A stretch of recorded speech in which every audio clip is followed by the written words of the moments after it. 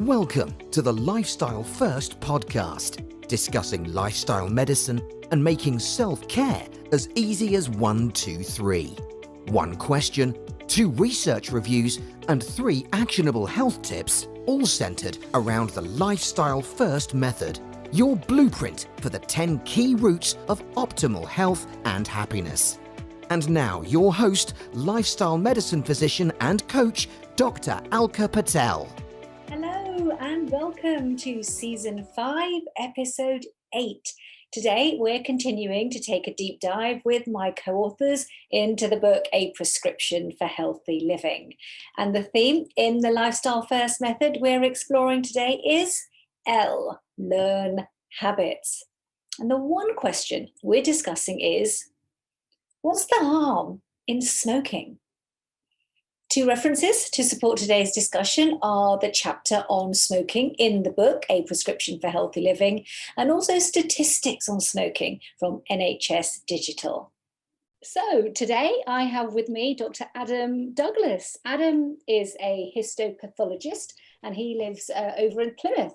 And he's actually been making his way around the British Isles. He's trained in Northern Ireland, in Wales, and now in England. And what's he doing when he's not doing that well? He is entertaining his 3-month-old daughter. And in between that, he's writing his blog, which is called The Ordinary Decent Gamer.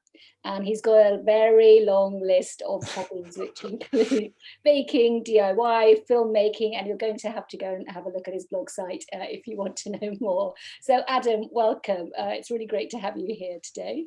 Thank you very much for having me, Alka. Yeah, really good to be here. Great. Look, I just want to dive straight in, with a question. So as if we don't know already, but we do need to spell this out. What is the harm in smoking? Yeah, this is something that I think we've known about the harms for smoking really in the last sort of 50, 60 years. So unless you've been living under a rock, you know that smoking kills. You know that it's bad. The message being stamped on cigarette packets, heard on TV, radio, plastered over billboards, drummed into us under school or in school. But people still smoke. Smoking was responsible for over 500,000 hospital admissions in 2019, 2020, and almost 75,000 deaths. And it's led to a quarter of all cancer deaths, 35% of deaths due to respiratory diseases. Sort of around 14% of adults still smoke cigarettes. So it is down, and it was a lot higher in the past. But that's still a significant proportion of the population who are at risk of all these conditions. And almost 6% of the population used an e-cigarette or vaping device as well in 2019-20. So it's a wonder that people still smoke, knowing these facts. Yeah. I mean, those are quite staggering statistics, some of those, aren't they? And I think, with those statistics, like you say, they're not new numbers. We do know this. But why then smoke in the first place? What are those factors that still drive us towards cigarettes, even though we know those very, very important figures? Well, it's a lot about sort of early childhood and sort of upbringing and school, because about 2/3 of adults who smoke took up smoking before the age of 18 and about 80% before the age of 20. We often hear about peer pressure, and that's the sort of thing, instantly people standing around behind the bus shelter, getting a cigarette off a friend. But that is a factor playing into it. But there's lots of other sort of influences, and we don't really think about those kids going home, maybe not with the same level of peer pressure, but then to siblings or to parents who smoke. And then socioeconomic status also plays in a big role in tobacco marketing to individuals. It's gone on for years and years. All these things play into this complex web. It's not something that we can easily say, oh, it's just peer pressure, it's just people's friends kind of influence them. It's also more prevalent among individuals with psychiatric conditions and substance abuse disorders. Suggesting some groups in particular might have increased susceptibility to nicotine addiction. And when you delve into the actual stats of who smokes, it tends to be my particular interest in the book. Well, I was writing from the US statistical point of view, and they had lots of excellent statistics in the US Surgeon General's report about sort of educational attainment and jobs and everything else, and how this related to smoking. And it did correlate with level of educational attainment, level of income, and sort of education is a big factor in smoking and when people take up smoking in particular. I guess what you've described is what kind of starts us smoking, those kind of demographics that pull us perhaps more towards smoking, and completely, those sound really important and viable. But beyond that, what keeps us smoking? So there's one thing to start, and it's another thing to keep smoking, isn't it? What is it that's keeping us hooked? Well, cigarette smoking, as we all know, is sort of the prototypical addiction. Nicotine is a very addictive substance. So it's contained in tobacco and it's easily absorbed through the lungs into the bloodstream. And once absorbed, it acts on nicotinic cholinergic receptors, triggering the release of dopamine in the nucleus accumbens and also other neurotransmitters. So this is a very sort of overly simplistic view of it, but this is what's been the accepted sort of paradigm in addiction. Things aren't quite as simple as that in reality, but the working model is that dopamine is sort of very important in the reward-related neuronal system. So smoking, or nicotine then triggers the release of dopamine, which then reinforces or provides feelings of pleasure, which then reinforces reinforces smoking and tobacco smoking and nicotine use in future. Of course, as the body adapts to nicotine, individuals tend to increase the amount of tobacco they use to achieve the same effect. So that's phenomenon that's seen in other drug addiction as well, known as tolerance. And dopamine, glutamate, GABA, gamma-aminobutyric acid also play roles in the development of nicotine dependence.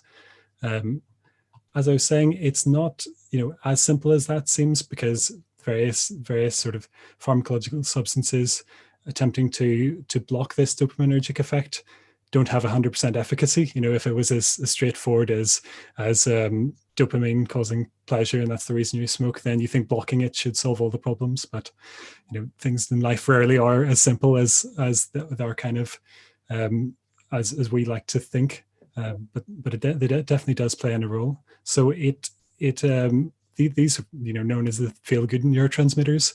So then you can understand then when you take them away, you get, as in smoking cessation, then you get the opposite. You get nicotine withdrawal. So you get low mood, anxiety, tiredness, irritability, mood swings, headaches, and insomnia. But of course, there's a fast way to solve that problem, is just to start smoking again, because then problem solved.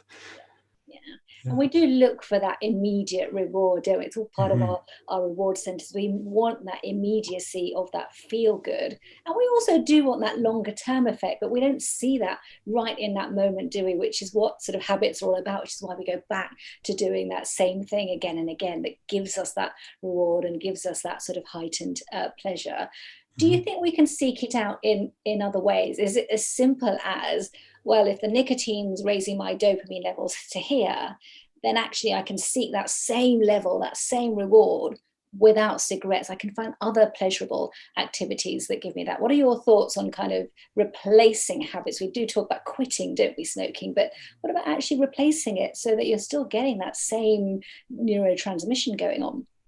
It's a really compelling idea that you could sort of take out something negative and replace it with something positive. Unfortunately, we don't have a lot of evidence as of yet, that things that we know that actually work, because exercise and physical activity increases levels of dopamine, or stimulates dopamine release and gives us a bit of that kind of feel good feeling, and release of endorphins and everything else. But exercise hasn't been shown yet. Well, there's been a few studies that have said there's some level of low quality evidence that exercise might be an adjunct to smoking cessation, but we don't have good proof yet that that's a proper effect. And part of the problem is that it's probably something not that, there's not going to be a lot of money in that. It's not something that you can sell as easily as something like a nicotine replacement or a medication, something that you can trial and sell in a controlled manner. Exercise requires a lot more individual input. And I'm sure there have been a lot of people who found that doing other things, as you said, that you could substitute, positive factors in your life for this habit. They probably do find that helpful, but we just don't, at the moment, we don't have that evidence. So, and there have been studies into mindfulness meditation as well, and smoking cessation. And again, though there's some early promise with that, the evidence is mixed, and we don't really have a lot of high quality studies with lots of things. And in the research world, in the evidence world, things are, it's very preliminary. This is something we'll probably see proof of years down the line, and it's going to be a case of we'll all have accepted that as being very effective, something you could do or effective, long before the research catches up to then say to prove that, oh, the common sense thing was true. Yeah, because the common sense feels that it makes sense, doesn't it? It seems to make sense sort of physiologically as well. It's just, as you say, we've got to kind of really try and nail the information and the evidence around that. But it sounds like it's very multifactorial. Just as you've described, there's multiple factors around why we smoke and why we stay smoking. There's also going to be multiple things that we can do to help us quit, and a little bit of mindfulness and a little bit of exercise and a little bit of nicotine replacement therapy and a little bit of one-to-one motivation. All of that's going to make quite a bit of difference, with a sort of more of an additive effect as well, isn't it? But I did want to probe you a little bit on e-cigarettes and vaping as the sort of the next high tide in smoking and alternatives. What is the current information and evidence telling us? Because it's a relatively new phenomenon still, but I see those numbers escalating, especially in youngsters. 20s, 30s, I think that sort of age group, even kind of younger, school age group as well. So what can you tell us about sort of e-cigarettes and vaping? Well, it's huge. As you say, they're a relatively new kid on the block, but they've become a multi-billion-dollar industry. I would say that, you go out in the streets and you see people using vapes. We don't go out in the streets obviously anymore. So prior to that, I remember them being, ubiquitous. You just, everybody that, anybody who would have previously been smoking in public would be vaping. And then it's become sort of more societally acceptable, even though it's a, nicotine substitute in that sense. And I'm sure, we all understand that e-cigarettes themselves, they use a heating element to vaporize mixtures, usually including nicotine, but also flavorings. And they're marketed as safer alternatives to smokings. The flavoring side of things is I suppose the concerning side in the youth, because the way some of these things are marketed, it's not something necessarily that adults would be drawn to, whereas something that's like cherry flavored might appeal more to kids. And you got to wonder then, why are you using these particular flavors if this is supposed to be something that's sold to 18 plus only? The jury's still out on whether they're effective for smoking cessation. We need to see more high quality evidence before we'd recommend them over other methods, sort of proven methods like nicotine replacement and counselling.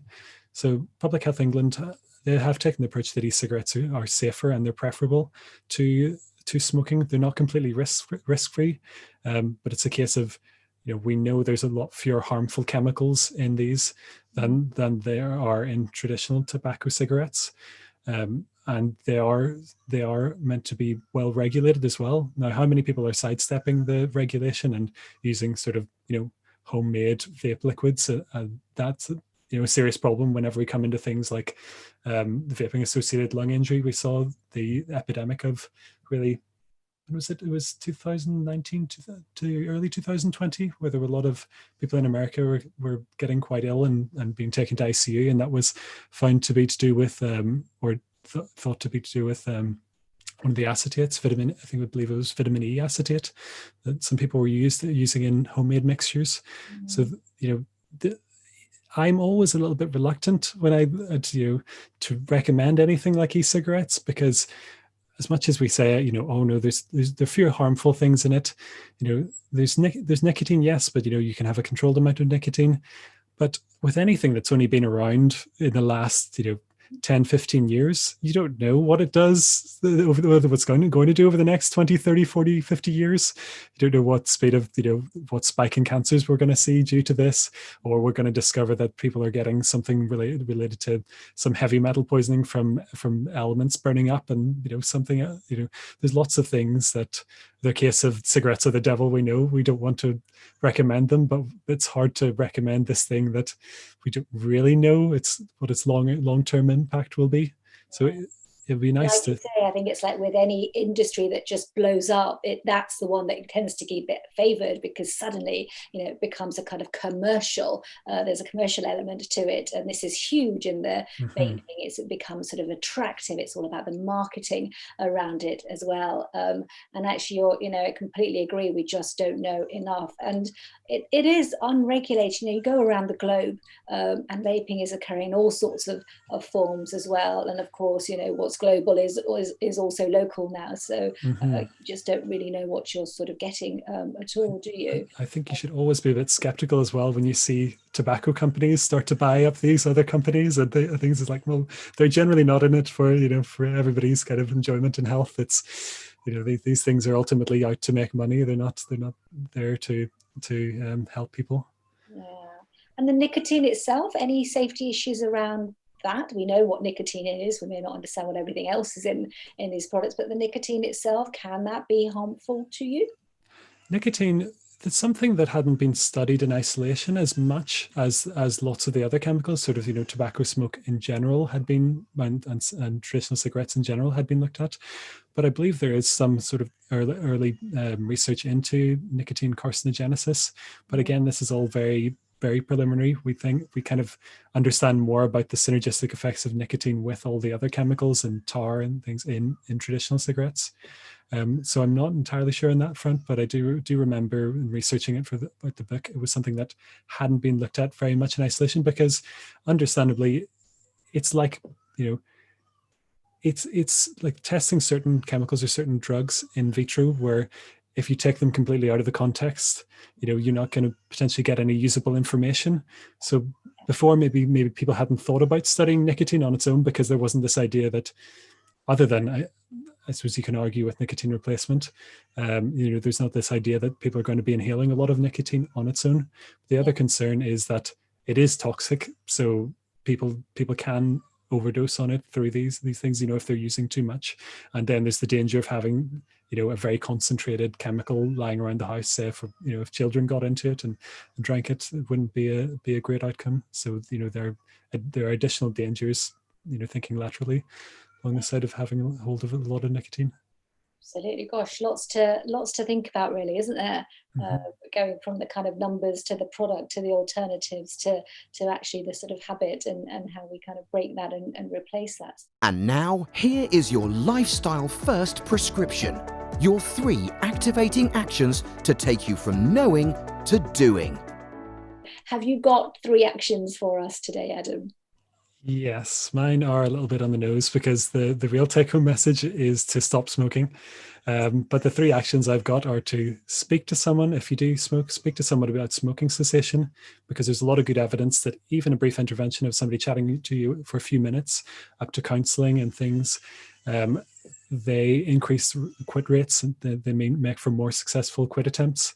So definitely speak to somebody if you're thinking about smoking cessation, and it's never too late to stop smoking. Seek alternatives. In this case, we've chatted about e-cigarettes, which aren't currently the kind of recommended alternatives. What would be recommended is things like nicotine replacement. There's certain medications as well you can get from your GP, and so you've got nicotine replacement medications, things like patches, gum, inhalers. Studies have proven that using something like a nicotine patch with a longer acting thing alongside with a nicotine inhaler can increase kind of quit attempt success as well. And then the third is just to stop smoking, because it's very bad. It causes many cancers, respiratory illnesses, can cause sexual dysfunction, can cause lots of, like, almost every system in the body is negatively impacted by smoking. So if you can stop, that's the ideal. Perfect. Love that. Stop smoking. Yeah. Stop smoking. Yeah. Stop smoking. Yeah. That's a concise message, Absolutely. Thank you so much, Adam. And I'm sure listeners are going to want to get in touch with you, find out more, if not just to find out about your list of hobbies and skills. So, where's the best place to come and find you? You can follow me on my blog at ordinarydecentgamer.com or ordinarydecentgamer.com, and follow me on Twitter at the Adam Douglas. Okay, great. Will do. Thank you so much. Excellent. Thank you very much, Helga. It's been a pleasure. Thanks for joining us on the Lifestyle First podcast. making self-care as easy as 1, 2, 3. Don't forget to subscribe and share, and we'd love it if you'd be kind enough to leave a review. To learn more or to arrange a consultation, please visit www.dralkapatel.com. See you next time.